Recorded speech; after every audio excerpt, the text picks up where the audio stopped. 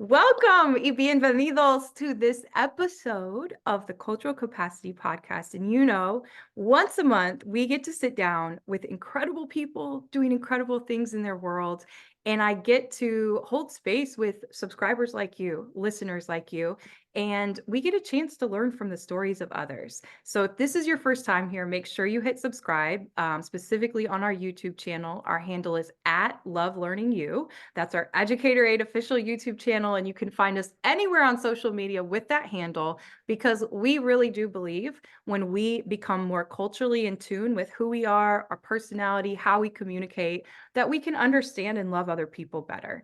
But that also starts with understanding the unique stories of others. So we are here with another guest on Featured Voices, and I'm excited to hop right into it. Not only does she manage an entire regional territory in the Midwest for a large organization, which I'm excited for you all to hear about, and I myself am learning about too, to potentially volunteer in some different ways, but we will get to all of that. One thing I can tell you, and Kathy, I like to let guests know how I've met my guests, like with the listeners and subscribers here in the audience.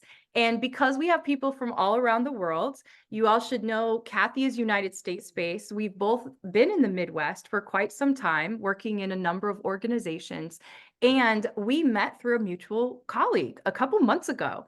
And our first conversation was just one of those that, at least anyways, I definitely was like, oh my goodness, there's so many correlations in our stories and our paths. And it was one of those connections that was just really beautiful.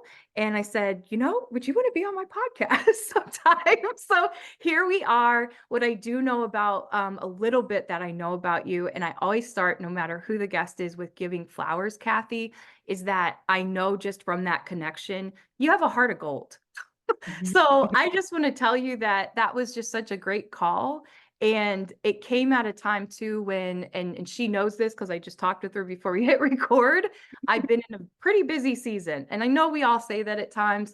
It's been even more curveballs than maybe what I expected, but she has been very graceful, because I, being the overachiever that I tend to be, was like, oh, I can't wait to look for ways that I can help your organization. And we had a great conversation, but what I most was hit by was just your willingness to listen and connect, and that ability that we both shared to connect. So I wanted to give you those flowers, and I'm excited to learn more about you in this interview today. So I'm happy to have you here. She is with Samaritan's Feet Ministries, your nonprofit, and we're excited to learn more about that. But I also know that you are a wife, a mother, and so many other hats that you wear in this world. So without further ado, our guest at the Cultural Capacity table today is Miss Kathy Slyder. Welcome. And your official title professionally, your Regional Development Director? Regional Development and Sports Initiative Manager. There you go. It's a mouthful. Yeah. Tell us Kathy's intro of Kathy and how you might choose to introduce yourself when you're in different spaces. Oh, thank you. Thank you for your generous introduction. I am a mother, as you said, a mother of 7 children, 3 daughters, and I have 4 stepchildren. They're wonderful. My children are all out of the house right now, so I get to invest in this amazing opportunity at Samaritan's Feet. My background is heavily in sports. I played sports. I coached, did it in high school and college. Coached my daughters, they played in college. So I love sports. But from a regional standpoint, I'm from Indianapolis originally. I now live outside of Chicago in Naperville. So the Midwest through and through. And I have a real heart for giving back to this area. So right now I'm pursuing my passions. I worked as a sales rep for a while in the sporting goods world, and I just really felt called, like, hey, there's more for me. There's more that I want to do. There's more that I want to give. So I had the opportunity to come work at Samaritan's Feet International. And I just feel this huge blessing to be able to give back to the community in the Midwest. And so that's just kind of how I got to this point. I think you would find most people that talk to me, I'm like you, Justine. I'm like, I go and I go and I go, and I can go in a lot of different directions, but I want to fulfill my calling, which is to give back ultimately. So yeah, that's a little introduction. There we go. That's the podcast, folks. There we Um, go. So let's go where we usually go with most of our guests. Then we know the Kathy sitting in front of us and some of your professional endeavors, but obviously, as we know here, we understand culture to be the different norms, beliefs, the values, the things that we hold dear to us, and really kind of what make us tick and operate in life. I always get curious when we're sitting with guests here and when you talk about your upbringing. Um, excuse me, when people ask you, Kathy, tell me a little bit about your childhood.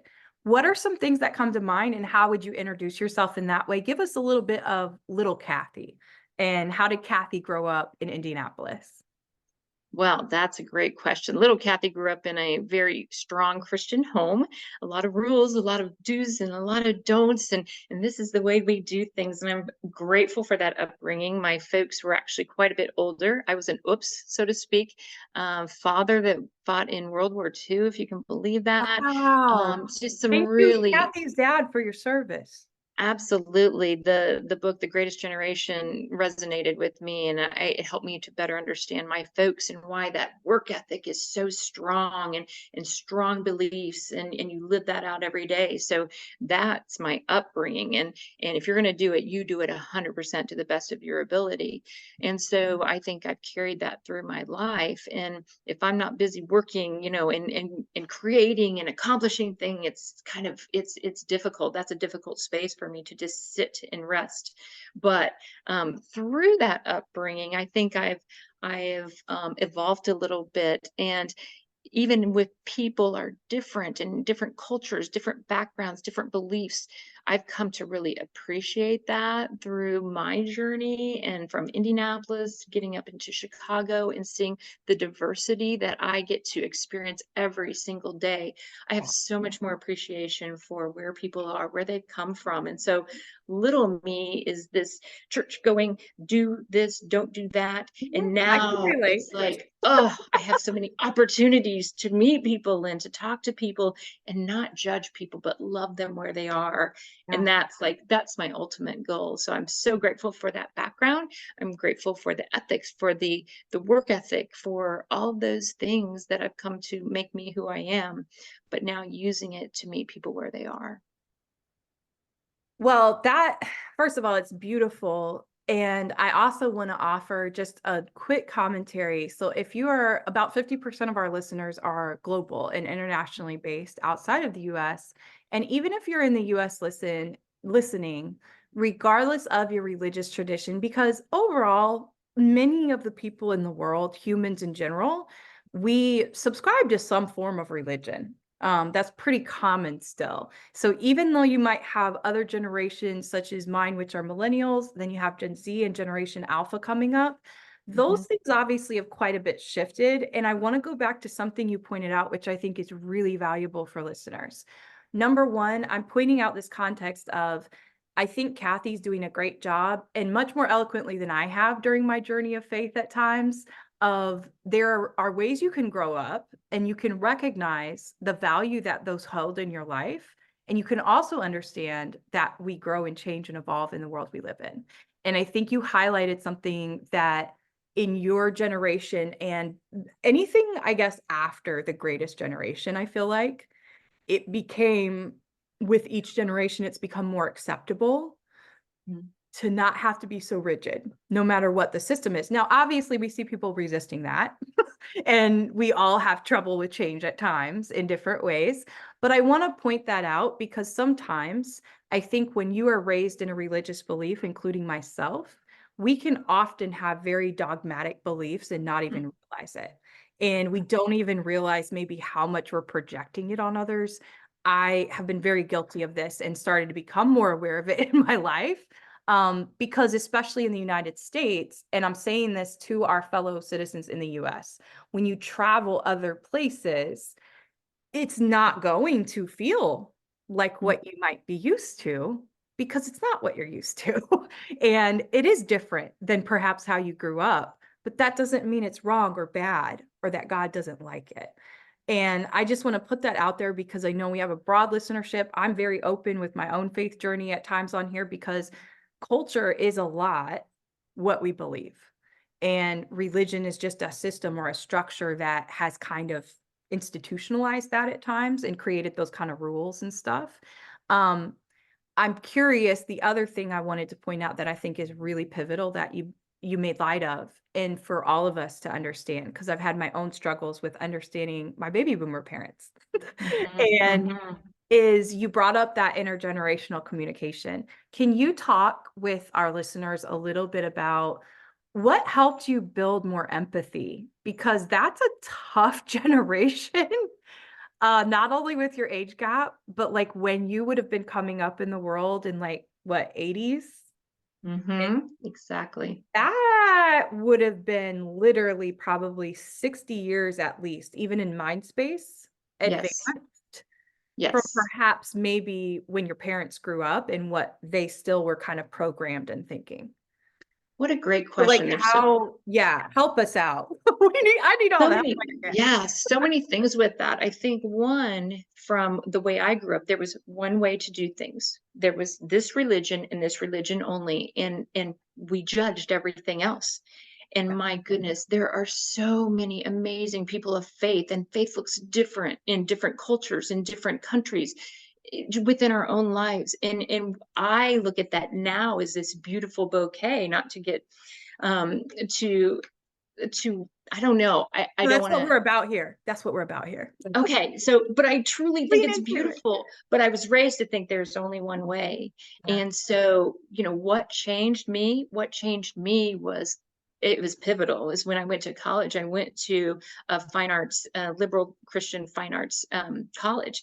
And it wasn't if I was a Christian, it was how good of a Christian was I. And I Mm. sat back and I thought, you've got to be kidding me. We're judging people not by just how good of a person you are, but how good of a Christian, and then what degrees of that. And life is what changed me because by golly, I don't fit in any of those molds. None of us do. And things happen, and we can judge other people, or we can sit back and say, my goodness, I never thought I'd be walking in these shoes that I'm walking through. I never thought I'd go through a divorce or Right. life changes and losing people that are important to me.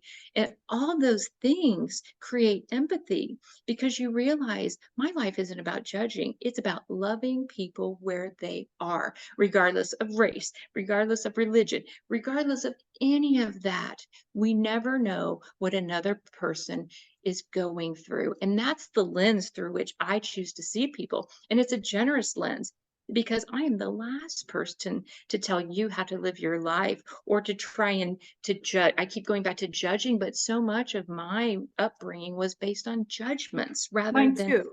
And it ah, starts my repair, and I say this very openly. I've talked about this here a couple different times on the episodes, but mine it can feel earth-shattering because mm, there's something in our psyche that, and that's the other thing, right? We talk about cultural neuroscience, which I'm a nerd about, and it's a newer field that I'm involved in research with. mm, But like that's part of it is we really start to think that way about ourselves first. And I think that that's the really important thing. Honestly, it's why we even started changing like some of our handles to Love Learning You, because mhm, that is what I have found to be one of the best empathy builders is to look back and go, yes. And for just as much as we may have been programmed, or whoever's listening in your religious tradition and how you were programmed, or how your parents just saw the world and kind of projected into you, because that just happens in our environments when we're brought up, is you start to realize I feel very judgmental and awful about me. And you mhm, realize what a disservice that type of judgment and comparison, like comparing constantly, which is really what the judgment is, it's comparison. absolutely. It is a thief of your joy.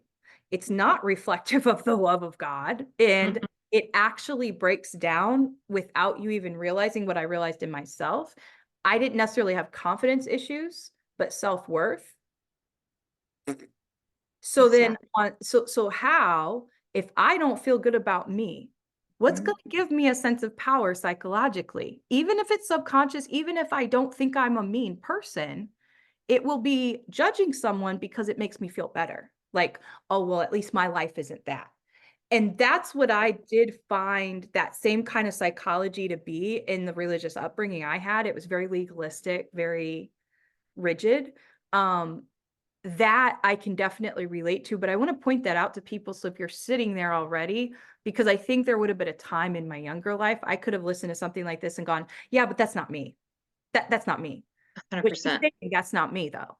And it would have been me. Well, it's so true. I think there's two things I want to point out, and it's something I used to tell my players when I coached is don't blow someone else's candle out just to make yours burn brighter. And I Mm, think that's what we do in our judgments of people. Well, like you said, I'm not as bad as her, so I'm in pretty good standing. The other thing I would say, how did you get to this place? How did I get to this place? Is success, while it's so wonderful and we enjoy it, it's a poor teacher. Failure and yeah, not reaching our goals is really the best teacher because we learn when we fail. And then I look at okay, let's just take the life of Jesus. Who yeah, did he hang out with? He didn't hang out with the kings and the powerful people. He hung out with the people that are real, that are struggling, that their exterior isn't super shiny and beautiful, but their hearts were true. And that's my model. Again, I just say meet people where they are because I know I am the least of the least. yeah, And I have my own stuff that I deal with every single day. And if people could see the interior, it's not yeah. pretty. I'm We always, all we all always have working on it. we Yes. have the light side and we have the dark shadow side, and we all have that in us to reconcile throughout our life lessons.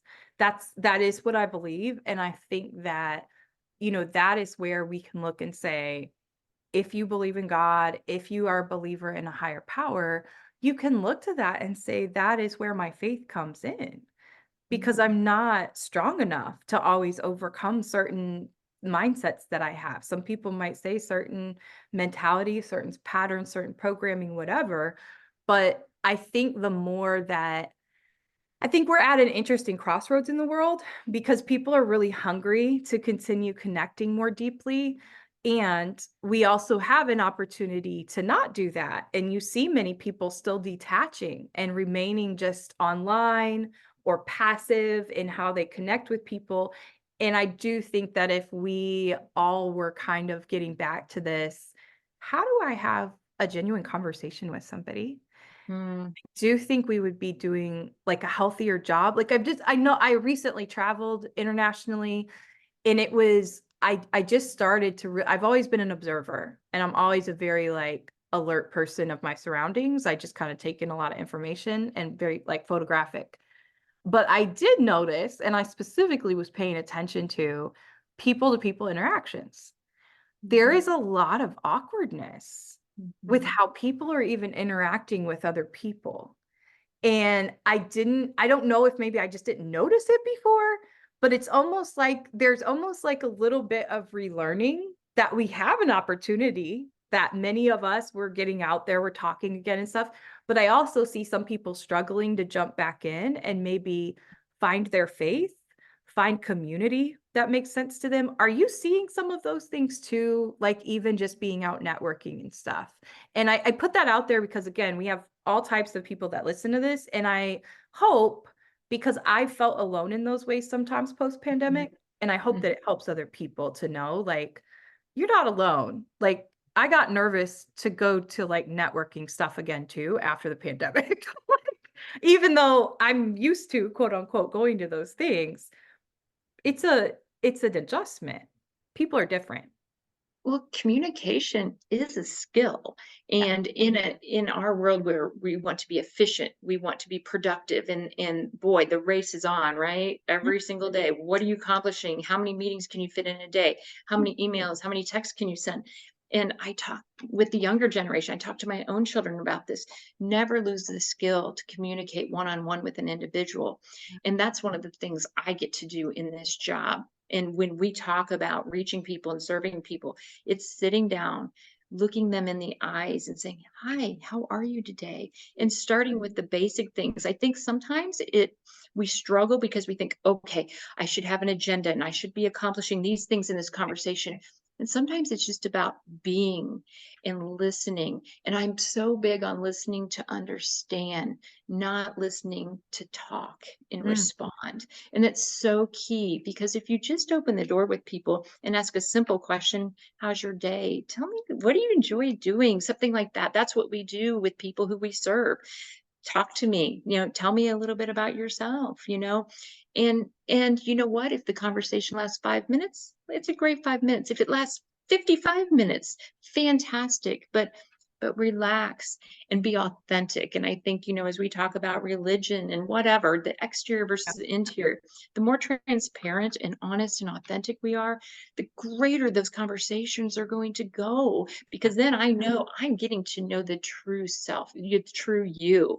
And that's part of what we do is breaking down those barriers because, as we talk about all these things, I still believe we have more in common than we don't. We're Yeah. more Oh, alike than yes. we realize. Yes. We talk about divisiveness and being on one end or the other of whatever argument or whatever topic. I truly believe in my heart of hearts, if we would be more accepting and open and honest, I think we'd find we have a lot more in common than we realize or want to understand or believe. I think I think we all have these universal things as humans that we will all confront in our lifetimes. Mhm, And those through a Buddhist lens, I might not remember all of them, but I know it has to do with like control, trust, manipulate. Like there's like 7 key issues mhm, according to Buddhism that every human must confront. And when you look at the universality of those, that's where what you're saying, I think it comes down to that. Like, no, the person that you randomly meet at a Starbucks, they're not any different that much than you. You yep, might think you speak completely different. You might not even speak the same language. People are people. And that is one thing I'm curious then, is there anything that stands out as like a pivotal turning point of acceptance with your parents in particular? Or like some bigger things that happened outside of you going away to college and having those awakenings like, this isn't the real world. This is not realistic. Like, no, unless you're going to only get married and stay at your house and never like go out in the world, which some people do. And that's their prerogative. It's a very, very narrow lens of mhm, the world. So were there mhm, other things that came up that you would offer tidbits to any of us of like, yeah, I realized this was the best approach with my parents because obviously they would, I mean, again, that's quite a gap and especially the different things that they lived through. mhm. Although now I am starting to wonder because as I get older, and maybe you can speak to this too, but I am starting to wonder, is it just that every generation has different tragedies? It's how you respond to them. Because it's easy for every generation to be like, oh, but we survived a global pandemic. And they also did before, and they did before, and they did this war. And so then when you look at it, you're like, so does every generation just get a chip on their shoulder? We had it the worst. Or like, what is that? I don't know. So I put that out there as a banter question, but really, was there anything else that were kind of turning points that you felt like either you just had to accept, my mom and dad just aren't going to understand that this is the pace of the world, or like, what are anything else that comes to mind in regards to that relationship? Because that, I think you're maybe my first guest who you've specifically Mhm. had parents that they were like alive and raised you from the greatest generation. Yes, those are great questions. And I go back to the intergenerational piece because I tend to relate better to folks that are older. And I think it's because my parents were older. I think a huge turning point for myself and my father specifically, who is now passed, was when I pleaded with him to he was a big computer guy. He was very progressive in terms of his Okay. generation. And I pleaded with him, can you journal? Can you do something to tell me about your war experiences? And it's painful because his job was to take displaced citizens from Europe and to take them back to their homeland. So he actually went through Auschwitz. He Oh, went through all these things. wow. He would not talk about it, as is the MO for most of the people he Yeah. served.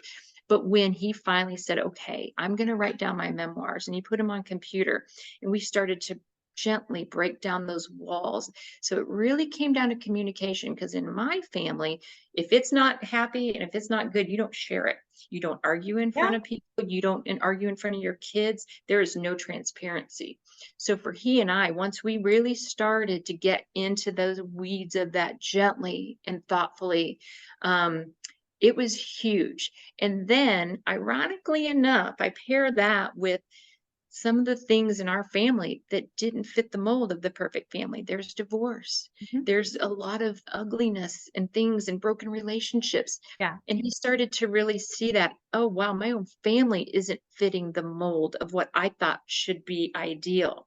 So now his world, his mind, even at, he died when he was 87, his world started to open, Yeah. and he started to see through communication and seeing the imperfection, going back to the failure or lack of success. All right, that's when we start to learn. And he just turned into this person that was so much more accepting. He was always loving. He is my hero.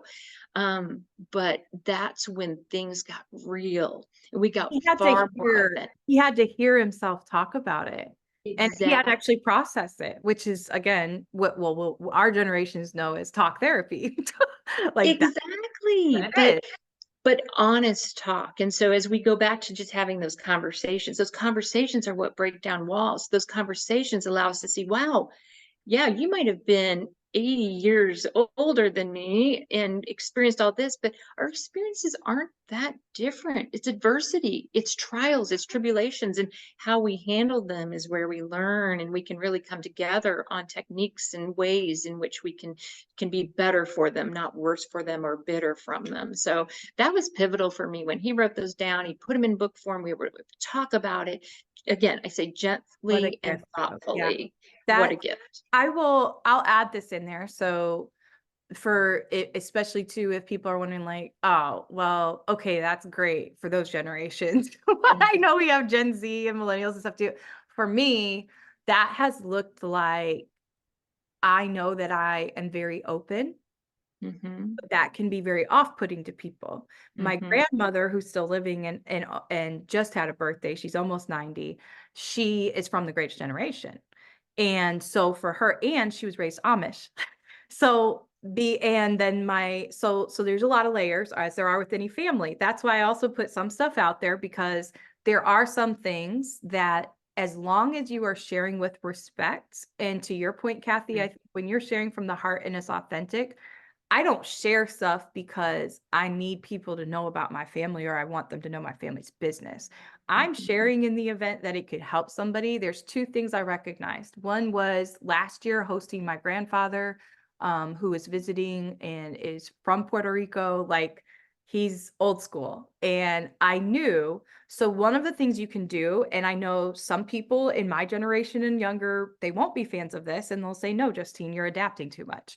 But what I can encourage you to do, and what I would encourage, especially those who are my age and younger, when you are sitting with people who are at least a couple generations older, you do need to do some of your homework. You don't need to expect, well, grandma should just learn how to text if she wants to stay in touch. Now, I will say, my grandma's very smart in that way. My cousins are quite a bit younger than me, and she has always stayed up with technology because she wanted to have relationships with them. So, like, there is a two-way street, no matter your generation. But, like, mm, for example, when my grandpa's coming, my grandpa is like a Don figure. His name's literally Pablo. Like, he's like a Don Pab. Like, it's going to be expected that he's very used to women fulfilling a role where they are mhm, feeding him mhm. throughout the day, and he is constantly having a cup of coffee. That is culturally who he is. It's how he really, it's how he really lives his life.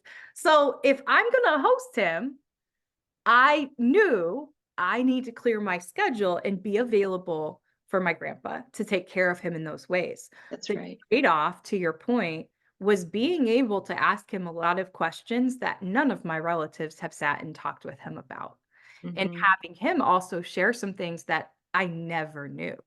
even about my own parents and my immediate family. So I think when you sit, there's a colleague of mine, Isabel, she's going to be a guest on here, I think, in a few Mhm. months. She's originally, I want to say, from Tanzania, but she was just talking about how when she goes home, she literally just goes and sits at the feet of the women in her village.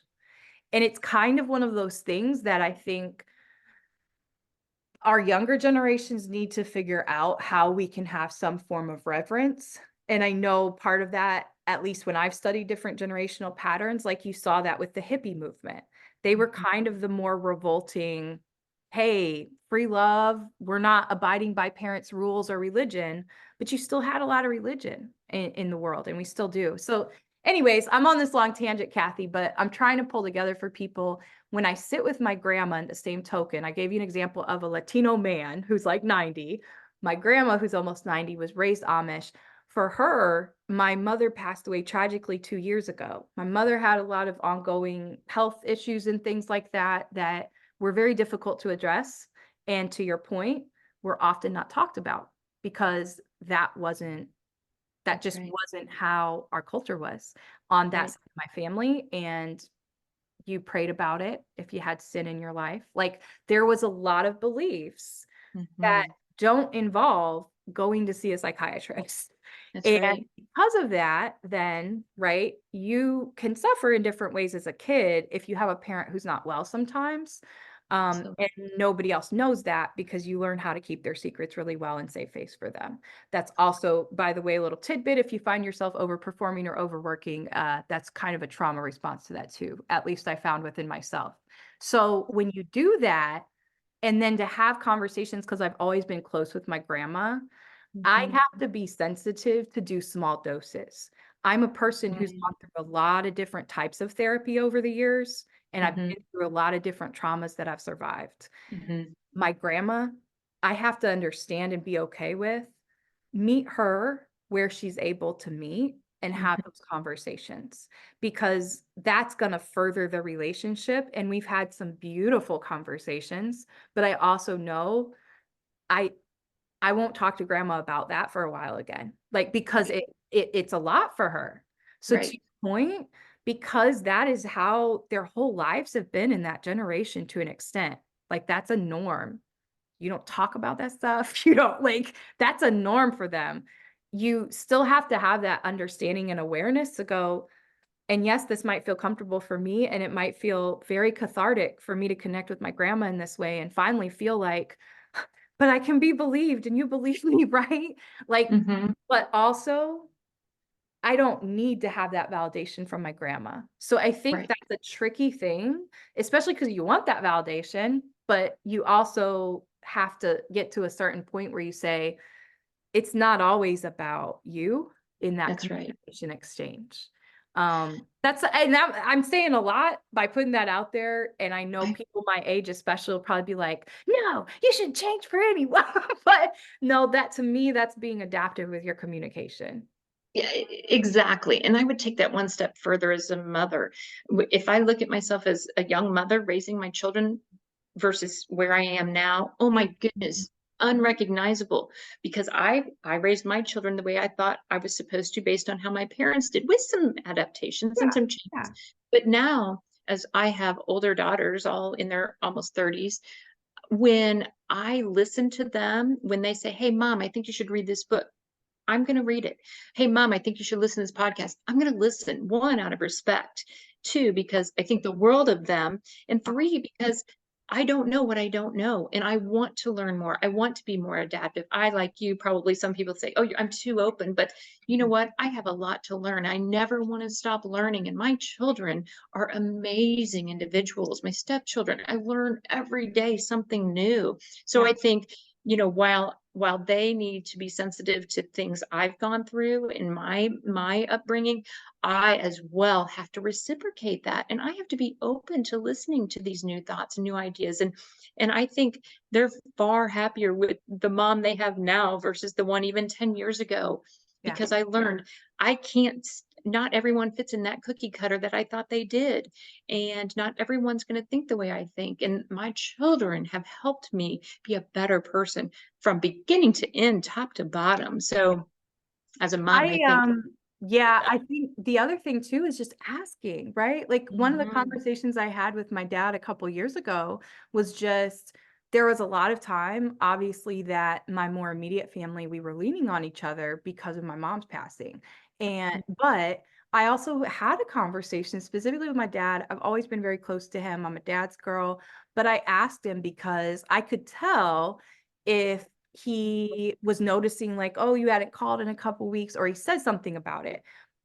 It's not a big thing, but it led me to go, Dad, how often would you like to talk? So just Mm. simple moves like that. Yes, yes. Sometimes we overcomplicate, and I just needed to ask him. And I said, you know what? Let me do my best to try and call and check in once a week. Love Because that. that you just have to norm up. And obviously that changes over time, maybe, but it doesn't I don't think it needs to be as complicated as we make it. And if you're a person who feels like, and I think a lot of people feel like this, even in their adulthood, they maybe somehow lose a connection point with their parents, and Mhm. or you become different to them because it becomes about the grandkids or it becomes about whatever. And that's fine. I think those are normal ebbs and flows as long as everybody recognizes it. It's when people maybe can't let go of the former how things used to be, Yes. and your parents maybe can't see you differently as well, which I know we're always our parents' children. Mm. That's always, but I do think we are entering an era where just like we are very much more aware across all societies of gender inequalities, racial Mhm. inequalities, inequity in Mhm. the world. I think age is becoming one of those things where we go, you really, and actually the Bible does talk about that, but you really can't discount people, No, and you shouldn't. So no. why do I interact? And I started thinking this way a couple of years ago. I started consciously being aware of it because I teach about all these different constructs. And I said, do I do this with people who are younger? Because I used to Mm. be a teacher. And I'm like, do I speak differently to them? So like if I meet a teenager like at a cafe or they want to talk to me about what I'm working on or whatever, do I speak differently to them than I would a 55-year-old businessman or who I think is dressed like a businessman? Mhm. Take it that far even. Yeah, I do. And I'm Yeah, not saying that's bad or good. I'm saying it's just one of those little nuances that maybe we're not even aware of sometimes. correct. And yes, the way that I maybe speak to a 60-year-old man might be different than a 15-year-old boy, but Mhm. it doesn't mean that I should necessarily have any type of prejudgment about what the conversation might look like. Because Exactly, I've met exactly. 15-year-olds who are geniuses. Yes, yes. I don't know. So what do you think about that as far as just culturally? And then I'm going to bring it back to asking some questions about Samaritan's feet too. But this is a fascinating conversation that I wasn't expecting it to go this way, but I love Yeah. intergenerational communication conversations. I think it's more the style in which you communicate. Obviously, if I'm putting shoes on a 5-year-old or a 7-year-old, it's going to be different than Ah, I'm putting yeah. shoes on the feet of a senior. Um, and it's just because we speak differently and uniquely, but They the both might be Velcro though, Kathy. 100% Velcro. It's the I'm best. kidding. I'm But kidding. but you need again, I go back to one respecting the individual, whether you're 5, 55, 85, Yeah. two, again, understanding we're more alike than we are different.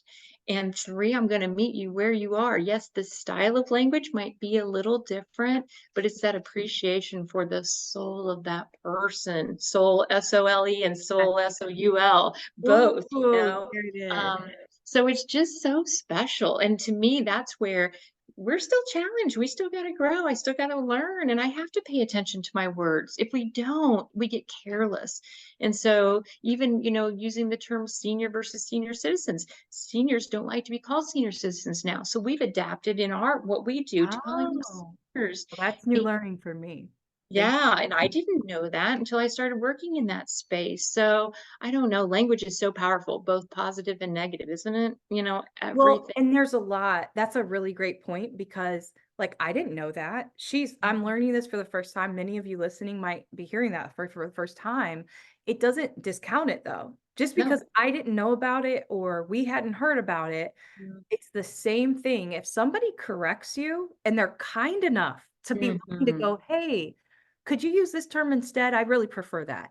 Correct. All it is, Right. literally. And the language, because language is always growing and evolving, and technology has flattened how fast that happens, Mhm. there's going to be words and terms that you don't know, whether it's from other cultures or other generations, which are other cultures than your own. Exactly. But Exactly. like you just ask. And Mhm. also, don't take it like, oh, I'm so ashamed because someone corrected me or pointed something out. Right. No, they're telling you because they care enough to say, hey, I don't like it when you call me that, Kathy. Like they're just telling you what they prefer, which means they like the interaction with you essentially. Like if I don't care about ever seeing somebody again, or like it's a random person that gave me the bird when they drove by me on the highway, Mhm. I'm not going to track them down and go, hey, when you did that, it meant this to me. So please don't do that to anyone else. Right. Right. No, that's not what I'm saying. But it does definitely open up our view to how we maybe process when people point something out. Because I do think generationally, I notice older generations being more sensitive Mhm. about, and then it does usually, this is more with like school educators who are older and say, well, Mhm. that's just that generation. Mm. Well, that this is no, no, No. not that's not an excuse. And it goes It's back to just not. that. No, it goes back to that listen to understand. It's not personal. You've corrected me. You've shared something with me that I didn't know. So if I listen to understand, I appreciate that feedback. I Oh, don't get defensive about it. And I think that's really important. And then, it is, you mentioned the random person. I find the older I get, the more connected we are. Like our first conversation, had so many connecting points. But what if one of those connecting points was I had an experience with you and I lashed out and I didn't treat you with respect. We're all human. Sometimes that happens, but I think we have to be more responsible for the way in which we do respond to people because, boy, that old saying, what goes around comes around, whether you call it karma, whatever your energy you're giving out, you get back. I do believe that. And it's like, it's made me more mindful of how I respond to people. And hopefully that's with dignity and respect. But we're human. We all, have our breaking points. do. But We do. oh, And I think when you can see someone very human, it actually propels the relationship forward. mhm. That's what I honestly think is when you do have to actually talk things throughout, Mhm. like, and maybe have a courageous Yes. conversation, it Yes. actually deepens the relationship in a much faster way because you go, Agreed. yeah, I know this person could be crappy. I could be crappy too. Who are we kidding? Who are we kidding if we try to say, no, I'm never like that? Yeah, exactly. Yeah, right. Not Like, authentic. that's just not true. We all have these things about us that they're not the most attractive Right. when we get in our feelings or we get in our moods or whatever the thing is. Exactly. So your time with Samaritan's Feet, I did want to ask you, you had some pretty pivotal experiences. And one of those included you traveling to Nigeria, right? Well, Or actually, yeah, distributing and being part of some ministry in yeah, Nigeria. Talk yeah, to us a little bit about that and maybe some other experiences in life too. So some other experiences absolutely. that have been kind of pivotal as far as even your own kind of cultural expansion in Absolutely. Yeah. So let me preface this by saying that our founder is from Lagos, Nigeria, and he came from a very impoverished background. Didn't get his first pair of shoes till he was 9 years old, which I can't fathom. Wow. When we in the States, shoes are typically an accessory. So it's not if I have shoes, it's which one am I going to wear? Oh, it's So that, how many pairs of baby shoes that a yes, baby doesn't even like wearing. exactly. Yeah. So the origin of this is he's from Nigeria, and from that he came to the States on a basketball scholarship because he inserted himself into a basketball shooting contest put on by a missionary from Wisconsin. So his whole Wow. past, just evolved, and he had opportunities to come here and get an education, and then ended up, going back to Nigeria after his father died and looking around saying somebody ought to do something about this, these all of these children with no shoes. So that Nigerian background is the basis for my story. So when I was a sales rep for a sporting goods company, I serviced and sold to volleyball clubs and universities, but it was all volleyball focused because that's my background. One of my favorite customers in Kansas City was a club director and a Nigerian man. Okay. And he and I just developed a great relationship. And I just really admired him because he always was giving back to his Nigerian roots. Yep. One of those things was he developed a youth volleyball program in Nigeria to help these young children have a future, say, think big. What could I become? I could get that scholarship. And he constantly gave back. And so I said, well, what do you need in Nigeria? He's like, well, I need volleyball shoes. I need volleyball nets. I need uniforms. I was like, well, wait a minute. I'm a rep. I have things that are out of our line. We don't even use them. We don't sell them. He's like, oh my goodness. Can you help me? So I started Mm. collecting all of my samples. I started collecting other reps. I said, hey guys, people in Nigeria can use these. So I Mhm. did that for several years. I donate them to this organization called Samaritan's Feet. I didn't know anything really about them, but I would send them to Samaritan's Feet. And then through coach's help, we would send them over to Nigeria. He'd get them over there and he'd send me back these great pictures. And it was so neat. And I was like, this is something. That's This great. is beyond Yeah. athletic gear Yeah. Yeah. and sales. And so I felt so it was about 2.5 years ago. I really felt God's call on my heart. Like I was making really great money and I felt like I was quote unquote successful. But I was unsettled. And so I felt God calling me to a nonprofit. So long story short, I left that position and I waited and I did some research and just Mhm. kind of sat in that space for a while. And I had to call coach and say, hey, I'm not going to be your rep anymore. He said, oh, Kathy, what are you doing? And I said, I feel called to a nonprofit. He's like, Gonna help in other ways. yeah. And he said, wait a minute, what are you thinking? I said, I don't know. And he said, Samaritan's Feet. I have to introduce you to Manny. So he grew up with our founder in Nigeria, in Lagos, Nigeria. And so Wow. you talk about like worlds colliding. And so I had one conversation with Manny, and if you ever meet our founder, you have that conversation, you are done. You're just done. You are like all in. I'm like, lead the way. And so that brought me to where I am now. And I feel like that was divine intervention. I don't think anything is just happen chance. I think it's purposeful. And so, yeah, that led to me to where I am now in this regional development and sports. And in July, I get to go to Nigeria for the first Oh, time. you do? I've been working with all of these different people, trying to get supplies and trying to ship them over. And now we get to go and I get to experience the camp. And I'm actually Love taking it. a young lady from Tampa who has been donating supplies and all these things on her own. She's a young high schooler. And so she and her dad are going to come with us to Nigeria and actually see people walking around with her jersey on, and things she. Wow. Yeah. So it's pretty, as you can tell, I get really That's excited about it. well, tell us because we always will link, we'll put your bio in the details of this episode, but tell us if people wanted to donate or they wanted to, and maybe you can share a link with me if you have like a specific campaign one. Absolutely. But Yeah.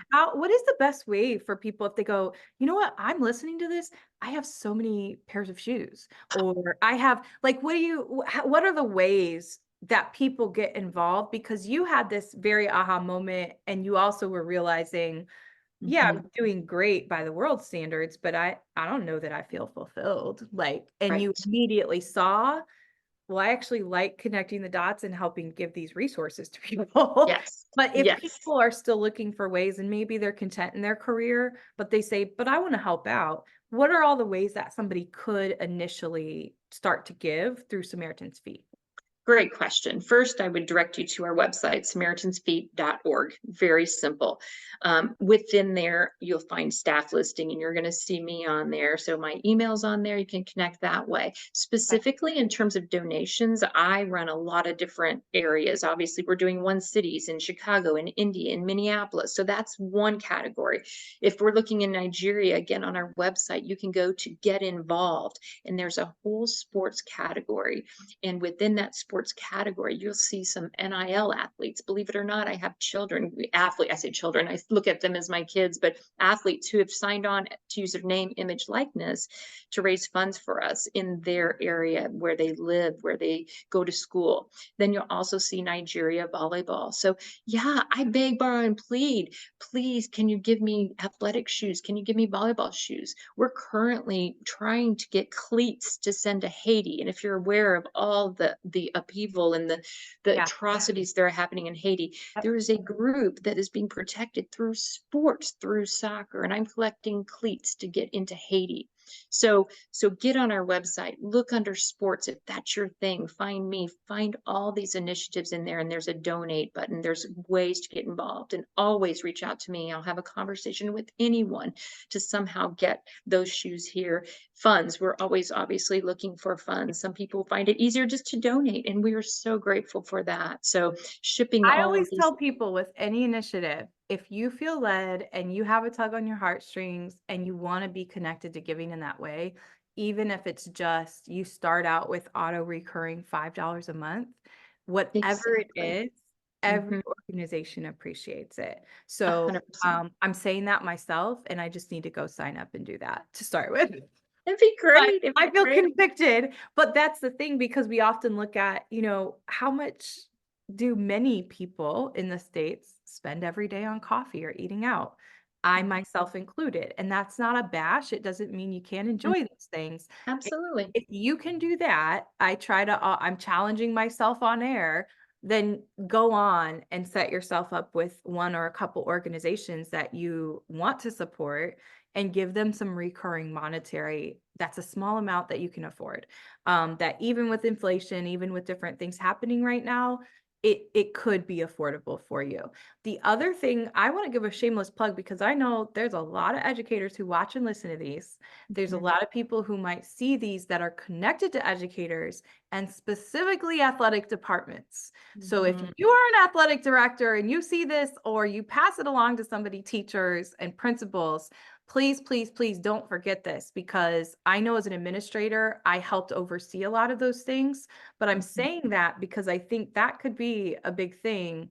Athletic directors, they have so much gear that gets thrown out, not used, left behind because they graduate. Half the kids aren't playing in college anyways. Right. So I'm putting that out there because it's just a thought that I had. But if you're an athletic director and you know where a bunch of gear is, get in touch with Kathy.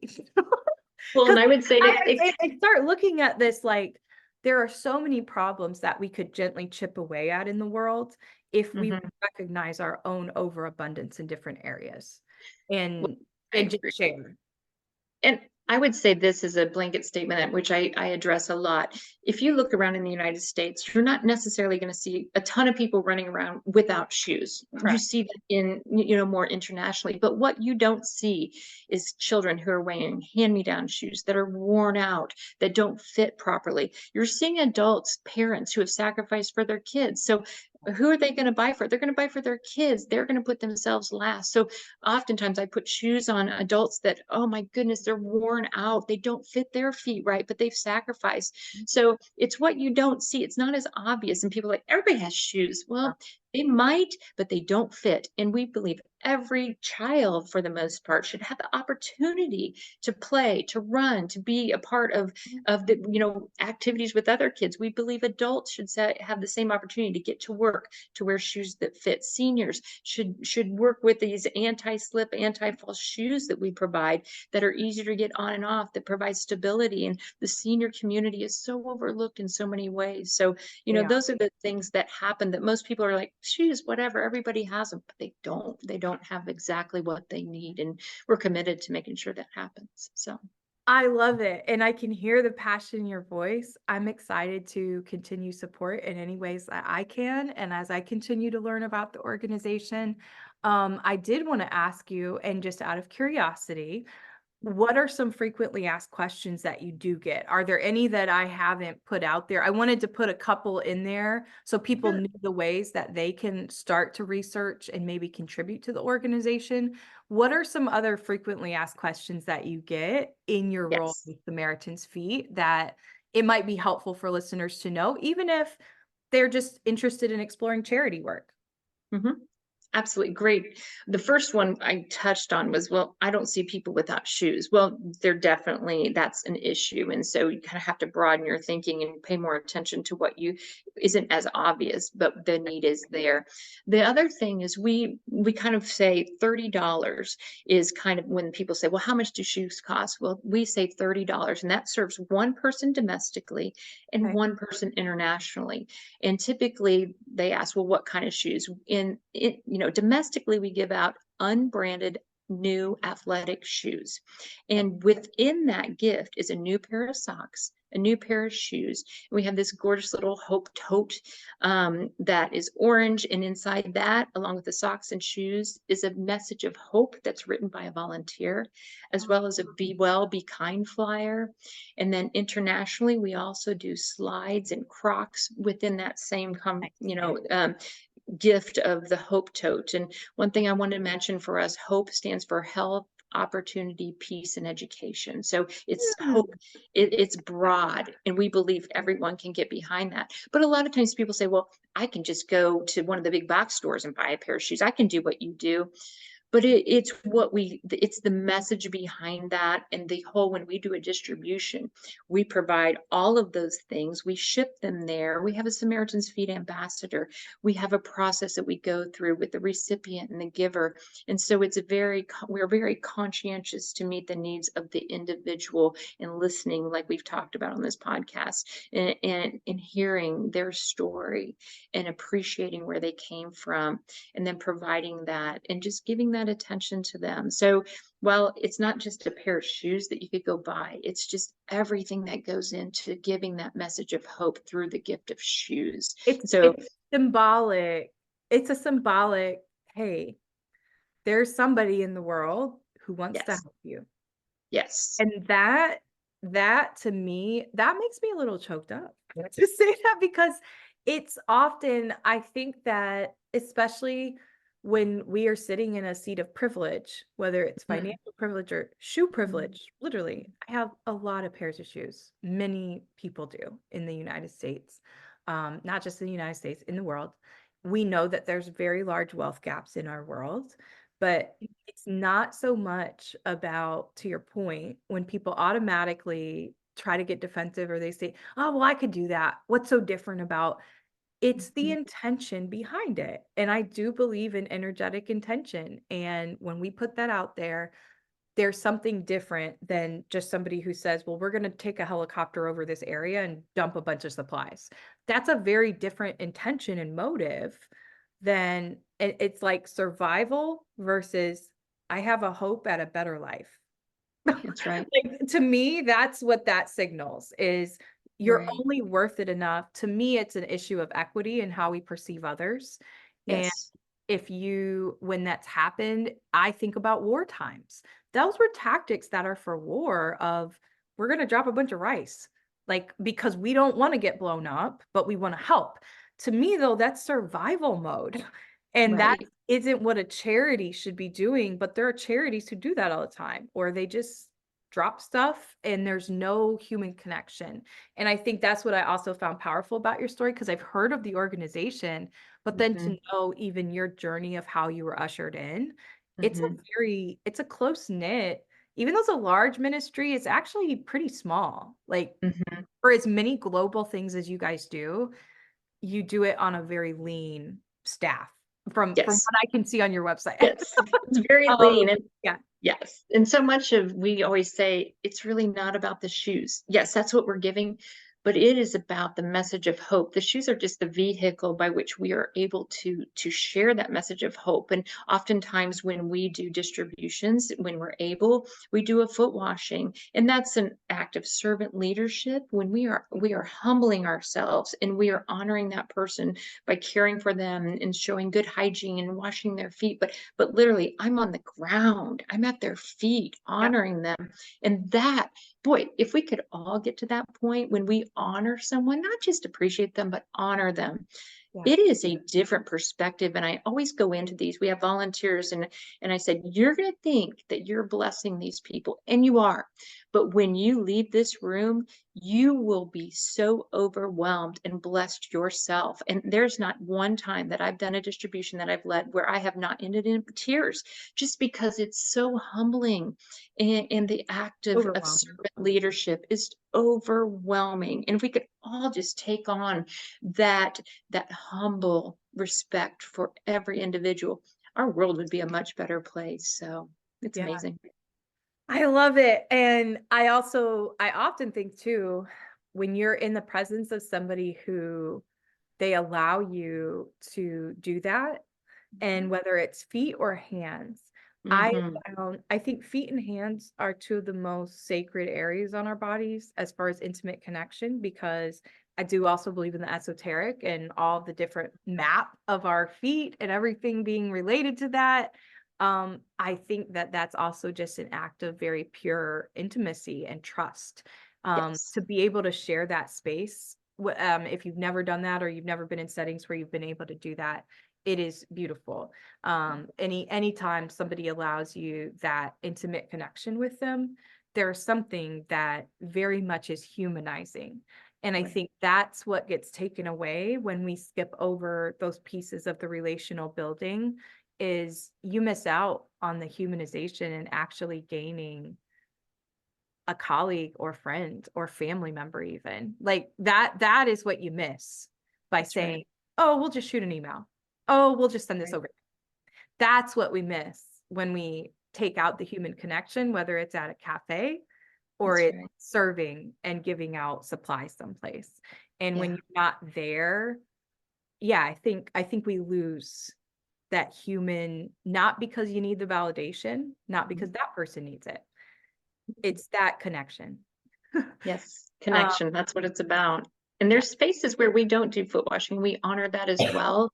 yeah, The times that we are able to, specifically, I did it in downtown Chicago, and that had not been done in this area. And I sat down with homeless, the unhoused, and talked to a man. And I said, "May I wash your feet?" And he said, "Wait, you want to wash my feet?" He literally asked me. I said, "Absolutely, I do. I want to honor you." And he was weeping. I was weeping. But to take off his socks and shoes and show, "I'm not afraid of you. no, We are so alike. We both have feet, we both have hands, and we both want to be loved unconditionally." And just to do that and to sit at his feet, it was life transforming for me. And yeah. I hope that he felt honored. And when he walked away with those new pair of socks and shoes, he couldn't thank me enough. But it wasn't about me. It was about connecting, meeting people where they are and loving them for that. So I You just, lived out. I noticed on your bio it says you practice yoga among your other athletic backgrounds, but you got to live out namaste. namaste. Namaste, if you don't know, people listening, it literally can translate to I see the God in you, or I see the light of Mhm. God in you shining That's through you. right.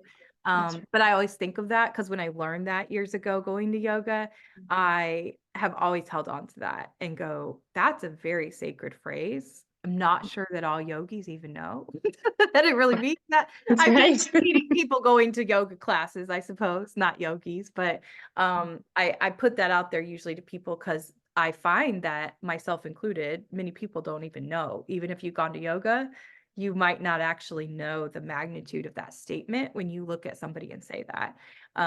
And to me, that's just a perfect illustration of It experiencing is. that moment with someone Mhm. and saying, I see exactly the light that God made you to be, and it's perfect Mhm. Mhm. regardless of any of this out here and anything, the skin suit and anything that we're encountering, our souls are both loved exactly the same. And that, Absolutely. I think that that is what it does. So without to kind of close this out, we'll go back to little Kathy. And I want Mhm. you to think about when you were 8 years old or so, and what's a principle that it came up for little Kathy when you think back to it and you think this is something that maybe your mom or dad taught you, maybe another relative, maybe you just learned it, but you go, yeah, that principle is still me. That's still me. What is something like that for you? That's a principle that you live by. Well, it's going to sound cliche, but do unto others as you would have them do unto you. And that which you've Yeah. done, that which you've done to the least of them, you've done to me, which Christ said. And I do believe that. So, when I'm not behaving well, I think, wait a minute, that's not the way my mom and dad taught me. Yeah, I have to treat people the way I want to be treated and consider every person just as if Christ is standing in front of us. How would we treat him? The lowest of the lowest, the highest of the high. We all deserve that honor and respect, and I try to live that by that. Certainly we're not perfect, but I still live. But little Kathy and big Kathy meet. They connect Meet on that there. point. Yeah, we meet in the middle. They get along there when it They comes get to. along there. So Yes. what you're saying is when I get upset, I shouldn't say, well, Jesus turned tables when he was on. Righteous indignation. Yeah, I don't know. No, I'm just playing around, but Yeah. I know I could talk to you forever, but I so appreciate the time that you've given myself and the other learners here. I just love connecting a little more deeply with people that I get to meet, and this is a great way that I find to do it. And I feel honored that I get to sit across from you on the virtual interview. To finalize, is there any other ways that people should or can reach you, or things you want to unapologetically promote? Does Kathy have a book coming out or anything like that? It's okay if you don't, but I also call this unapologetically promoting your purpose. So outside of us, we will link Samaritan's Feet, we will link your email. Is there other ways that you'd like to connect or other things that you're working on that we should be aware of? Wow, thank you for that opportunity. As I mentioned, we're both in Chicago, one city, Chicago, and one city, Indy. I'm very passionate about. It's hard to break through to businesses, to organizations to say, will you support me? And Yeah. so that's something I'm passionate about. Again, it's on our website. And then, just from the standpoint of networking, if there's things in our cities that need to be done, I want to hear about the needs. And as well as, yes, we need funding, but I want to hear those needs so then we can better meet the needs as we do get the funding. So and I think my last thing would be, Manny has an amazing book. It's called Soul Purpose, and it's SOLE, Soul Purpose. And it Mm, talks about his story. And I'll be honest, after my orientation here, I read it on my way home on the airplane, and I was so moved. And I think not just about Samaritan's Feet, but just his journey. He's an amazing man, and I would challenge anyone to read that book. Get it on Amazon and all those great things. So it's powerful, and I think it will really challenge you in your space. What can you do? And no gift is too small. So look at yourself. Look at what you can do for others, not just for yourself, but others, and give back. That's the my challenge to everybody, I I guess. Give love back. it. Thank you, Kathy. Thank you so much for your time. Thank you. Thank you, subscribers and listeners. You heard it from Kathy. Make sure that you, especially if you are in Chicago or Indianapolis area, please take advantage. We will be linking her direct email as well as the website. But if you have ideas or you heard her say the acronym and you say, oh, we have a need and I need her to know about it, please reach out to her. She's very responsive. And there's a lot of different opportunities. Her and I are continuing to have some conversation about just ways to connect and ways to get the message out there. But I love the work you're doing. I think you have just a beautiful soul. No pun intended. Likewise, Thank likewise. you. Thank you so Um, much. but it's been a blessing to have you here. Listeners, let's continue to get compassionately curious together in our day-to-day conversations, not only with others, but with our internal voice and how we speak to ourselves. So thank you for tuning into another episode of this Featured Voices Cultural Capacity podcast. And thank you, Kathy, for sharing a little bit of your time and your story with us. Take care, everyone.